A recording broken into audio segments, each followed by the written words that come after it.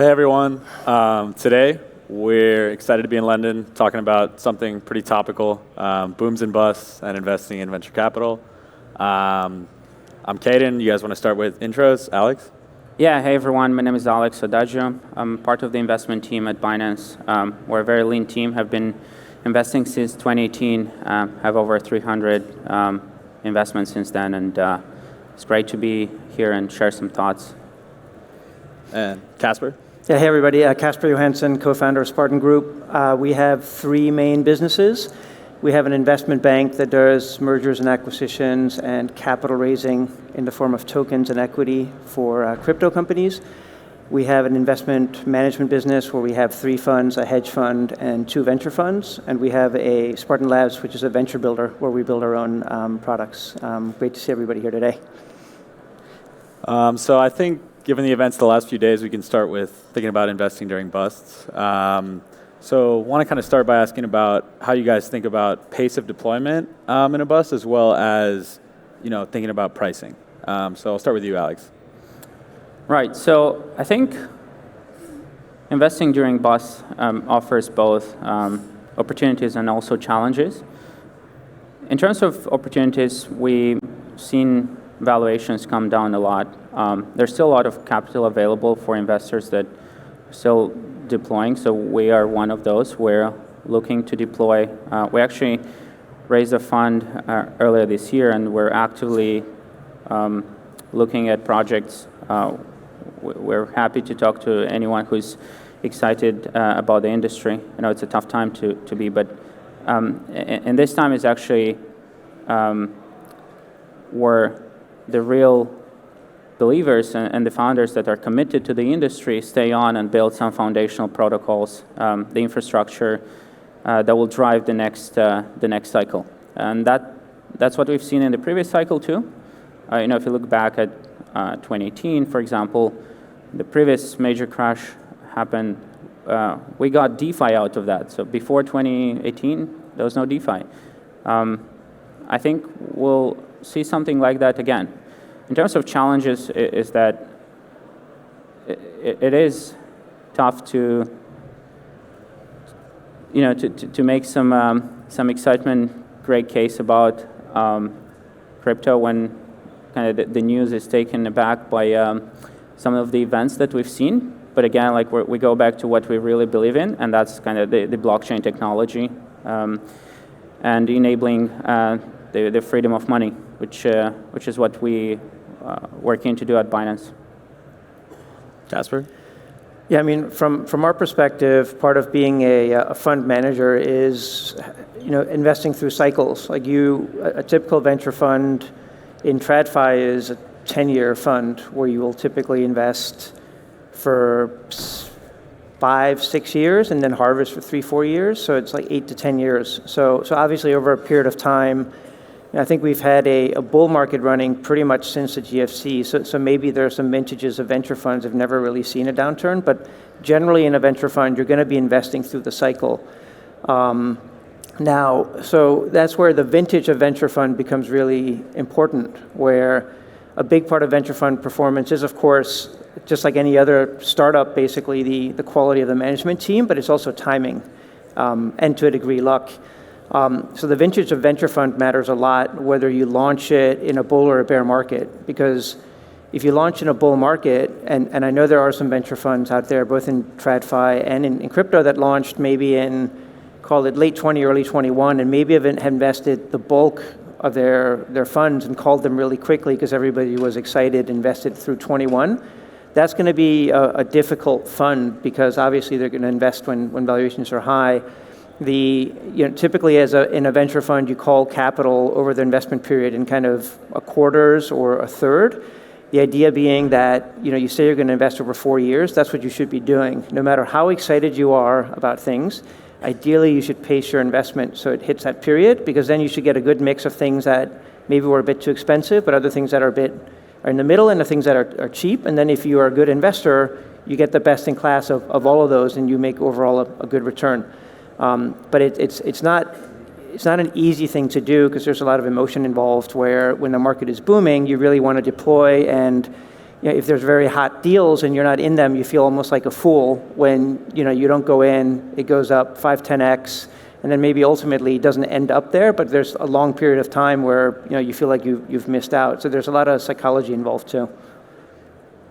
Alex, you mentioned 2018, 2019. I'm curious if you guys can think of any lessons or specific examples of companies coming out of that bust that are a great example for how to invest going forward in the next couple of years. Alex? Yeah, so I think the main example I'd like to share is Uniswap. Before 2018, as you know, trading crypto assets was mainly enabled by, firstly peer-to-peer, but mostly centralized exchanges. Then Uniswap came around. It was pretty much if not the bottom, somewhere close to the bottom of the previous cycle. And they built this new beautiful thing which enabled people to exchange value in a completely decentralized fashion. So that's how we got DEXs. And then from there on, we got even better protocols that allow that. New price discovery mechanism. So constant product was the initial thing, and then we have a stable swap, and then we have even more now. So I think DeFi, with the events of this week, has a lot of room to grow, and the learnings out of that is we should back and enable great founders that are really using the core ethos of what blockchain offers, which is decentralization, and we'll back DeFi even more actively. Great. Casper? I think the main theme probably is also DeFi that came out of that. I mean, we were also quite early DeFi investors, just like Binance and Dragonfly. And we saw a lot of iteration back then. There's a lot of interesting ideas that just people weren't able to execute on. But some core primitives like Uniswap, Aave, Compound were all created back in the day when nobody really believed in it.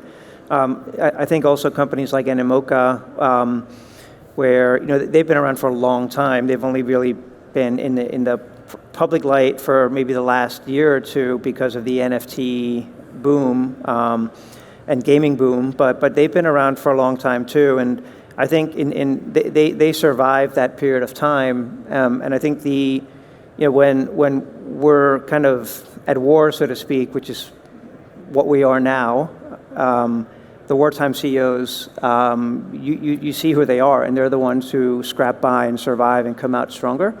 So these kind of situations or market dynamics that we have now, really the next group of stars, the next group of builders are out there right now and building, and time will then tell who perseveres. But they're this kind of environment will ultimately let them thrive. I think wartime CEOs is a great description.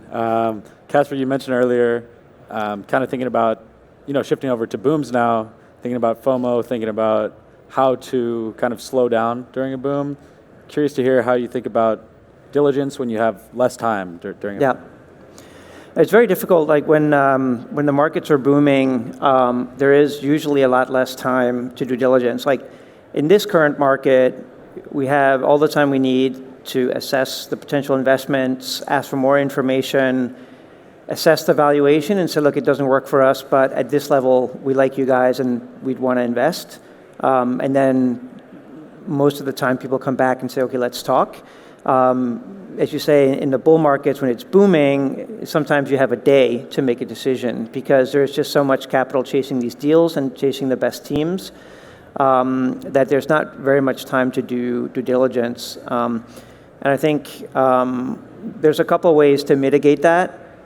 One is obviously to try to be aware of these opportunities as early as possible so that you do have a bit more time while other investors are kind of catching up on it.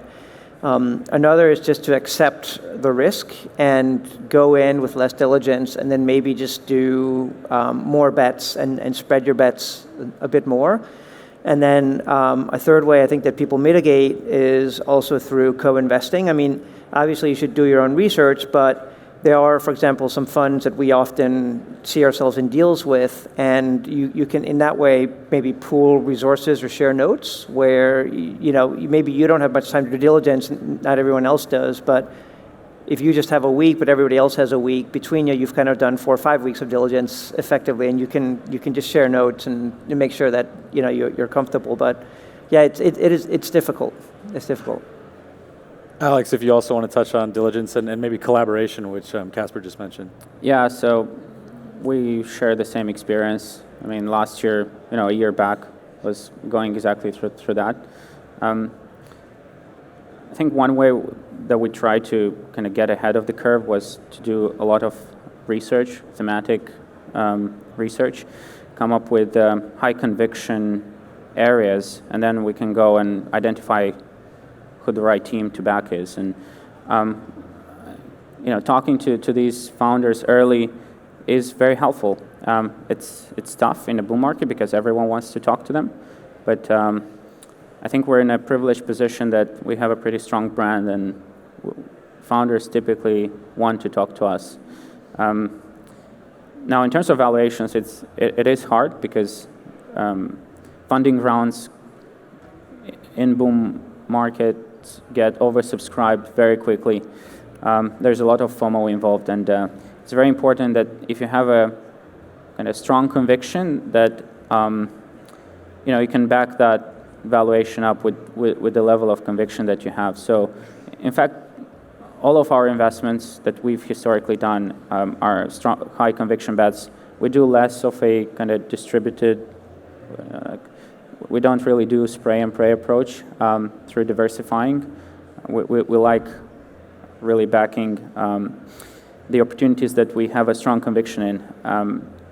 And during boom markets, that's could turn quite challenging, but we compensate that through just waiting and making sure that what we believe in is something that we also deliver in terms of investments. Just want to pick up one thing Alex said is I do think that another factor is brand and just value add to portfolio companies. So the stronger a brand you have, the more value add to your portfolio companies. In effect, the more time that you'll be given because people do want you in the round. And I think Dragonfly benefits from that. We benefit from that to an extent, and Binance also hugely benefits from that because it's the Binance, for example, has a strong brand, but there's also a whole platform. Although I think when Binance invests, you make no guarantees about listing or anything like that, but there is still a platform, an ecosystem that people really want in there, which gives you, I think, significant leverage and more time. And so I think as a investor, keep kind of building the brand and keep adding value to your portcos will ultimately also get you the better deals and get you more time on the deals you want to be in because people want you in their cap table. Yeah, that's exactly right. So Binance Labs is the investment arm of Binance, but we're quite independent from the other parts, so we do not guarantee any listing. We do, however, support our portfolio companies, plugging them into the wider Binance ecosystem. So, if they need some support on or advice on the tokenomics side, we could bring in some research experts that have done a lot of work on that and share their thoughts on, how should tokenomics look like from kind of listing perspective, from an investment perspective, from community building perspective. So there's multifaceted approach to support as well, and we have a very great platform to offer to founders. But again, we don't guarantee any of the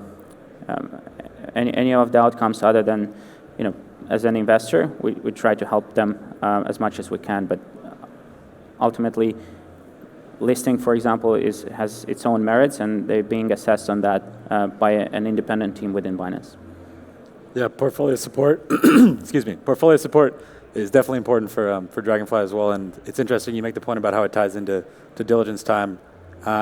Casper, I mean, kind of following up on this portfolio support idea, given the theme of the talk, like how do you think about differences in supporting your portfolio companies when it's booming versus in a bear market and what that looks like?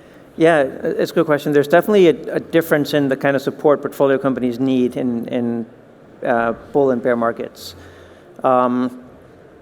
Yeah, we also have a lot of portfolio companies like Binance does and like you guys do. So obviously there's a lot of competition for internal resources in terms of how much time we spend on it. A lot of times in bull markets, portfolio support is connecting the founders with other founders, to create partnerships, synergies, like, hey, you're doing this, they're doing this, you guys should talk. Connect them into lawyers in different regions if they want to do something there. What's a good PR company for Korea? Like just helping with all these questions, right? They know that we've worked with a lot of different service providers, for example, so we can help them not make mistakes here and just narrow down and make intros and also make sure they get a good rate and all that. That kind of more growth level support in the bull markets. In the bear markets is totally different. Right now we're working with founders to first of all figure out like how long is their runway. Are they managing their cost structure the right way? Do they need to extend the runway either through a raise, be it a down round or not, or can they cut costs? Looking at if they got a listed token, how's it trading? Are they doing the right things around it in terms of market making, in terms of messaging, in terms of creating liquidity? Looking at treasury management. For example, there's a lot of not necessarily our portfolio companies specifically, but just a lot of founders I've spoken to the last 24, 48 hours who have a significant portion of their treasury on FTX, right? So that, again, is it becomes crisis management to an extent, too, and just working through all those issues with them. So definitely the portfolio company support changes drastically depending on the market environment we're operating in. Alex, do you want to add anything to that?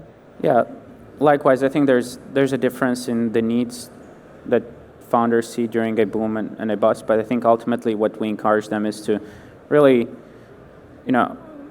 keep building. Just focus on building, delivering the best product, and if you enable mass adoption of this technology, then with a great product, then ultimately everything will fall in its place. So, that's kind of on top of what Casper mentioned. I think in BUS, also as an investor, you also want to give some level of confidence to the whole kind of builder and developer ecosystem.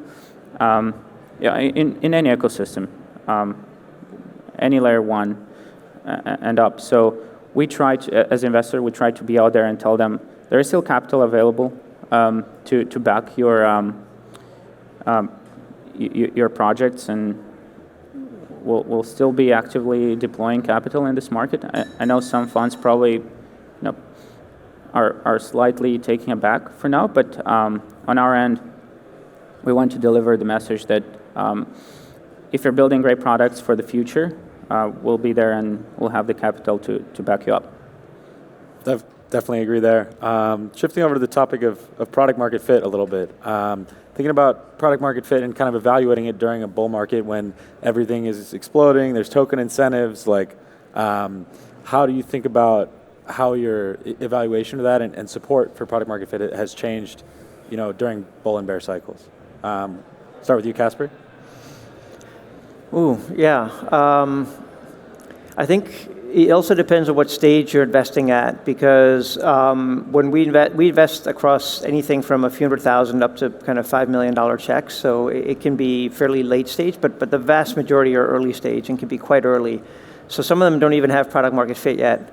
They have an idea for something where we can see where it's going that will have product market fit if they execute on it.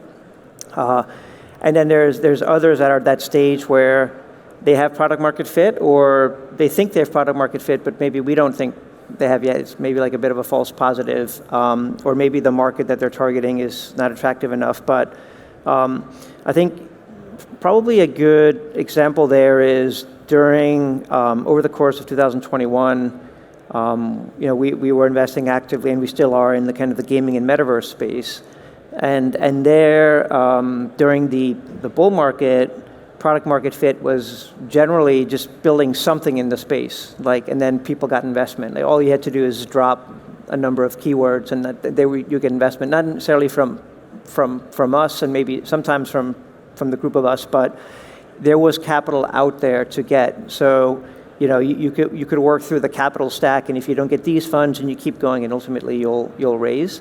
So there's definitely going to be a lot of, and there was less scrutiny around product market fit at the time.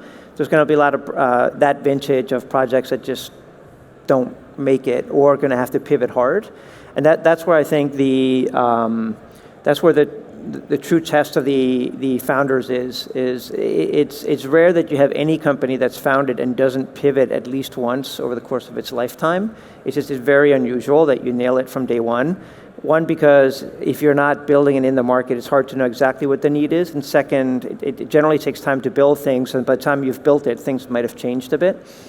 So I think how you will really judge these founders is right now is how they manage their cost structure in a way they keep building, and then also keeping an eye on product market fit and not being too emotional about if they need to pivot. Alex? Yeah, it's a good question. So I think product market fit is absolutely important. No one actually canceled the idea of having a sustainable business, even if it's a Web3 native business. So for us, it's very important that there's a strong fit with what the market wants. So gaming is a great example because gaming as an entertainment industry has been around for ages, and the core concept was that it offers fun. Like, you play games for fun, not to earn rewards. So when Web3 gaming kind of started really focusing on the rewards part more so than on the fun part, I think that's when you start kind of veering away from the product market fit. And what it turned out to be is that it created a space that really I would describe as kind of yield farming with extra steps. So there's no loyalty to the fun part at all, and you have the users coming in really to farm out the rewards, and then they move to the next project and the next project. So I think we'll hopefully see a complete reshape of the Web3 gaming and what it means, where you don't kind of play to earn, but you actually play, and the earn is the secondary bit, which is enabled by Web3. So that's one part where we think like product market fit needs to kind of be rethought.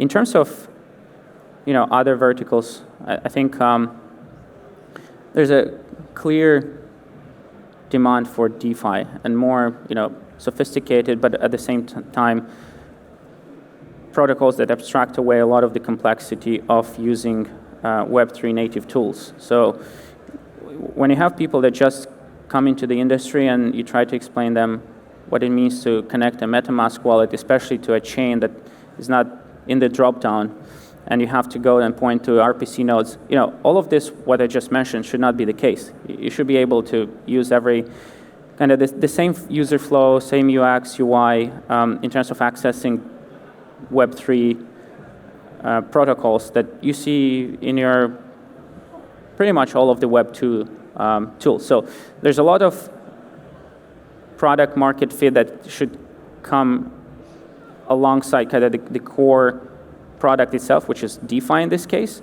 We want to see a lot of the abstraction from using the complexity that would probably extend the product market fit a lot more. So that's what we're looking for. Abstracting away complexity will probably enable the next wave, hopefully, of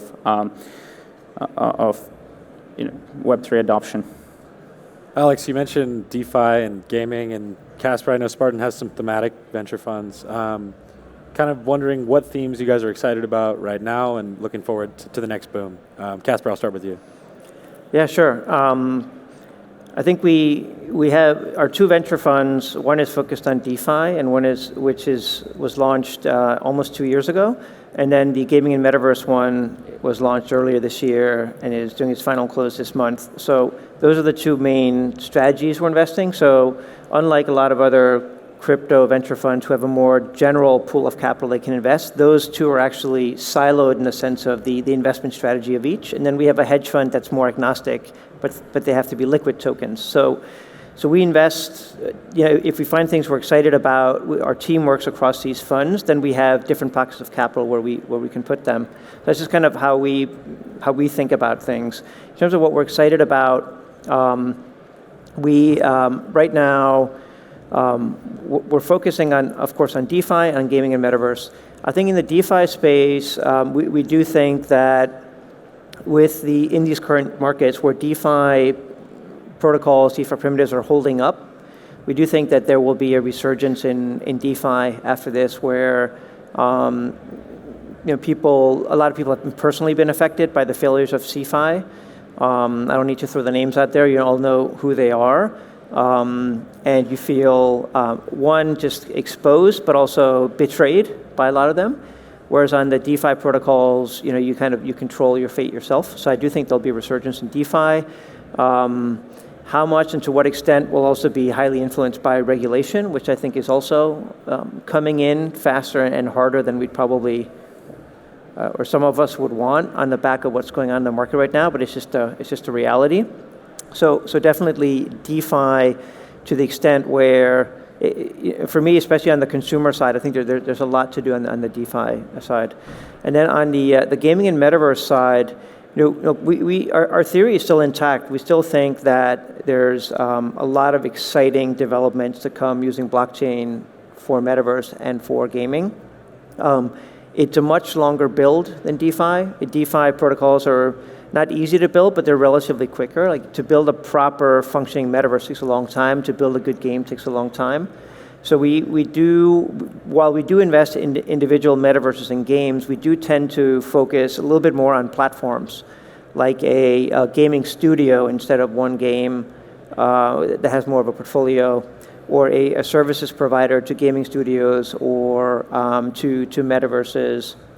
And then one area we're also quite excited about in that fund is sports, in terms of how NFTs and Web3 can tie into a sports experience, both in terms of existing sports leagues, but also we have investments in some new sports leagues that are being created that are kind of Web3 out of the box, so to speak, but still live sports. Like we think that there's a lot that can be done in the live entertainment space, which is one of the few areas that the networks still actually have viewers for. Everything else is on-demand content, so there's very little good live content, and we think that there's a lot of sports that can kind of be almost reinvented, and then have very interesting live streaming with a lot of interactive Web3 elements into it. So that's what we're both investing and advising on some of these things. Alex, I'll extend the same question to you before we do some Q&A with the audience. Yeah, totally. So on our end, we have two main sort of approaches to investment. We actually run an incubator as well for super early stage projects. It could be just a team of two founders and an idea. And in fact, we're running that 4 times a year, one every quarter. And we have 2 tracks. One is slightly more focused on a chain that we helped launch 2 years ago, which is BNB chain, and the other one is more blockchain agnostic. And we announce this every quarter, and that's what we'll keep doing even throughout this market cycle. And then we also have the traditional early stage venture investing arm, which is where I focus a lot of my time. And we invest at pre-seed, seed, Series A, sometimes Series B as well. And we're blockchain agnostic and sector agnostic. And really, we want to see the entire space. We are excited about projects that will enable the mass adoption of crypto technology. And whether they're in the gaming business, DeFi, or maybe they're building a new infrastructure layer, maybe a new layer 1 or layer 2, we are there to find those founders and back them. So what we're excited about, if anyone is building great gaming projects, a new take on GameFi and how the tokenomics should look like, we're there to talk to those founders and back them if we see a great fit. Same applies to more infrastructure projects. So I think by the nature of the bust, I think we see a bit more infrastructure-related projects, maybe middleware, and slightly less metaverse and GameFi projects, which was the case last year. But generally, our appetite hasn't changed, and we have the capital to back our conviction as well. Awesome. Thanks so much, guys. In the last few minutes here, we'll open it up to questions from the audience. So if you have a question, yes. Hiya. So in light of recent events, how do you think due diligence is going to change from a venture capital point, just in light of what's happening with FTX? Yeah. Casper, you want to start? Yeah, I think in terms of so just for those who didn't hear, the question was, in light of recent events, how's due diligence going to change just based on what's happening for venture funds, based on what's happening with FTX? I think that it obviously depends on the stage of the venture fund, but for example, FTX, like certainly our fund wouldn't invest in that in the last few rounds, not because we don't like FTX, just because it's too late stage. But we may have looked at it a few years ago, and we did. And at that time, when it's early stage, where venture typically focused, you do just have a lot less information. Like best case, you might have a business model, like a financial model, but you might not even have anything in Excel. It's more like a PowerPoint idea and maybe a rudimentary outline of what they want to be launched. So I think diligence for venture is still very much on the team and the people, and then of course on the idea that they have and the potential size of the market. But it's rare that there's very specific things you can see and touch in venture. But I do think that in this current market, just given that capital is harder to get, deals move slower, there is more time to do that diligence, which to a large degree is not only on the company itself, but just understanding the market opportunity and really making sure that we think the market opportunity is there, and then we can go back and assess, like, is this the right group of people to execute on that? Alex? Yeah, maybe I'll add a bit. In terms of due diligence, if there is any core component that is kind of technology heavy, we actually get access to the GitHub repository of those projects. Hopefully it's actually already open to the public to see. So, you could make a case about obfuscation for security purposes. But I think Web3 is kind of the general ethos is that everything should be open source. You could diligence everything independently, whether you want to invest or not. If you're a user of the product, you should be able to diligence everything as well. So for crypto native projects, I think the idea would be even more reinforced, so that everything is on chain, that the code is on chain. A lot of these projects actually build on testnet as well, so this kind of the pre-step before launching mainnet, you should be able to see all of that as well. So when it comes to more centralized projects, I agree to most of what Casper said. The team is actually the core, especially at the very super early stage. We like to talk to them quite a bit to understand their motivation, their experience. Why do you think they're in the best place to make a great product and be the winners in that specific area? Great. Thanks, guys. We have another question. Hi. I know it's a tough question, but given what's going on with liquidity, how much LP follow-on money do you think is at risk currently? And how are you thinking about secondary positions and their valuations? So the question was, how are you thinking about secondary positions and their valuations? Guys? Casper? Yeah, I mean, in terms of the book that we have in a venture fund, it's different fund by fund, but we issue a quarterly NAV every quarter with a fund administrator based on not our subjective view on it, but just if there's been new funding rounds or if it's a project that has a token, if the token's listed, for example. And then one thing that I think we have a lot of dry powder. We're going to be actively investing through this cycle, and we are, of course, it's a difficult time. At the same time, for a venture capitalist, if you've been able to raise money ahead of this cycle, it's a good time to have dry powder. And we're going to look at both. We look at both primary investments, but we also look at secondaries where there are some investors or funds that are distressed or semi-distressed or need liquidity. and are willing to sell their existing positions at a discount, we would look at that. Likewise, we talk to a lot of projects that we really like that might have treasuries of tokens, for example, that they haven't, they've kept in reserve for funding the business in the future. We have conversations with them around, investing at a discount, but then we are willing to take a long unlock on that to make sure, we don't, put a lot of tokens into the market if we need to exit at some point. But it is being a venture firm in crypto is a bit unique in the sense that if your fund can do both equity or tokens, or equity where you get token warrants and later get tokens, you the first few years you might be more of a venture fund because you're investing in liquid private deals, but over time, as you start to get tokens, you almost convert into a public fund where you need to start taking views on your positions, and you can actually start to trade in and out, which is very unusual for venture. Because normally you invest, you support the company, and then later either they get bought or they IPO, but it's much, much later. So crypto venture is quite unique in that sense. Alex? Yeah, right. So I think from our end, that's a very good point about how the dynamics shape up once you have a listed token.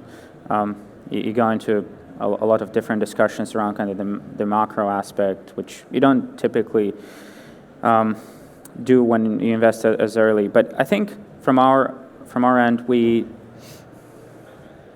try to, when we come into a round, we try to set some kind of minimum standards in terms of vesting schedule. So our suggestion is to have at least like 4 years, maybe more. Actually, I had some projects that we're discussing a 10-year vesting schedule.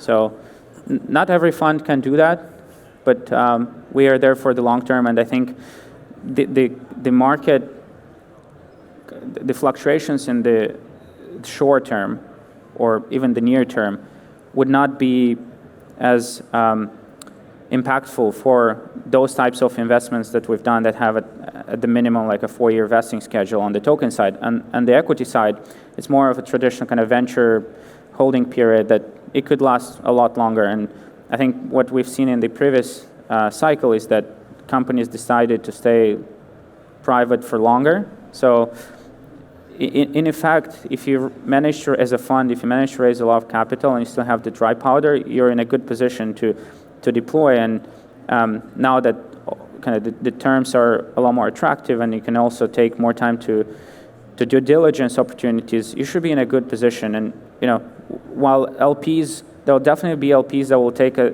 be a setback for them to support crypto native funds. I think generally we're in a good position to make investments. So hopefully we go through this turbulence and we come up to a view that crypto still has a very bright future, and we're there to support it. And on that positive note, I think we'll wrap this up. Thanks so much, Casper and Alex, and thank you, everyone. Thank you.